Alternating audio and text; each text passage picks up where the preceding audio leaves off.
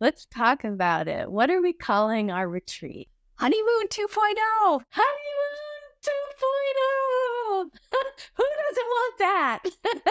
Come with us. Yes, exactly. It's going to be your honeymoon on steroids or your honeymoon again and again, the honeymoon you always wanted, the honeymoon you want again.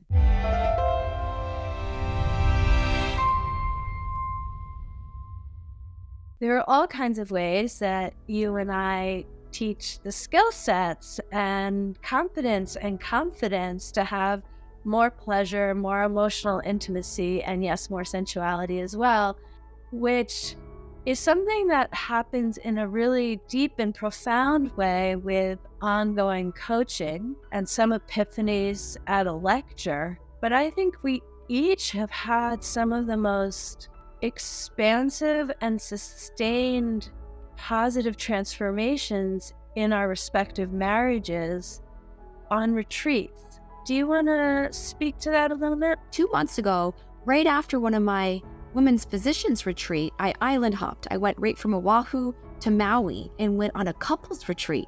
6 other couples, all physician couples except for one, and this energy healer, I will call him.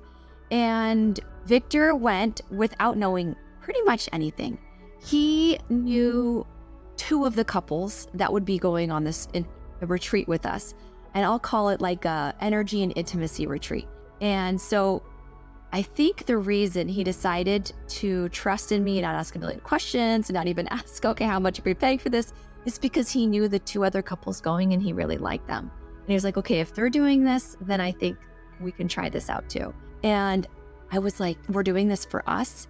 So he met me in Oahu. Then we went to Maui right after we did a couple surfing lesson together. We did the surfing. We hopped on the plane and went to Maui and did 2 days of morning to evening intense intimacy and energy exercises. And it was so transformational that I will tell you, intimacy has never been the same. Like, I am no longer ever exhausted. I'm just not. And I learned so much on that retreat. I don't think I could have gotten from a book or a podcast. I mean, I'm a podcast junkie. I listen to them a lot. When you're there in your person and you're experiencing and you're seeing the ocean and the turtles floating right next to where the ocean hits the rocks.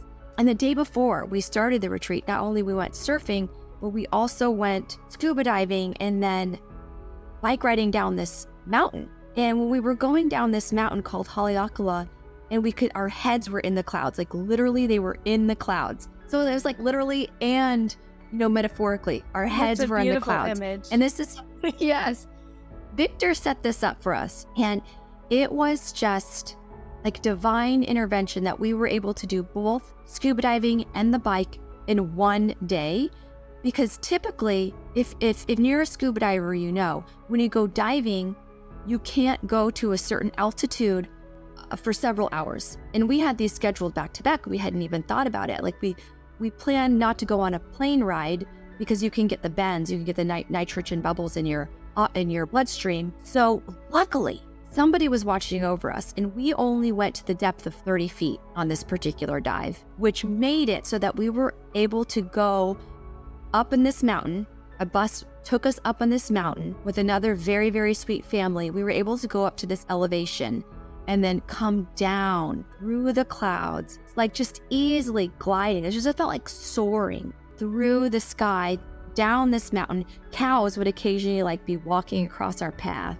And we just went down and had the mist, like the cloud dew actually on our nose. And then we'd get back in the van, we'd have snacks. And then we do it again. We went and we did it again. We did it during sunset, and then we did it after sunset.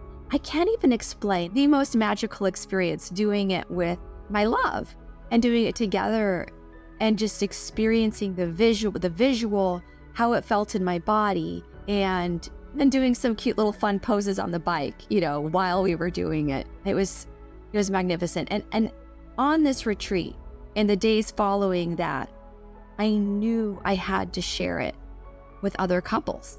It just had transformed my life in an intimate way so much. I was like, we need to continue this. I don't think we really have words in the English vocabulary to describe what that's like to just like take off. It's like taking off the mantle of all of our usual responsibilities, and then the most profound and tender and silly and expansive experiences become possible.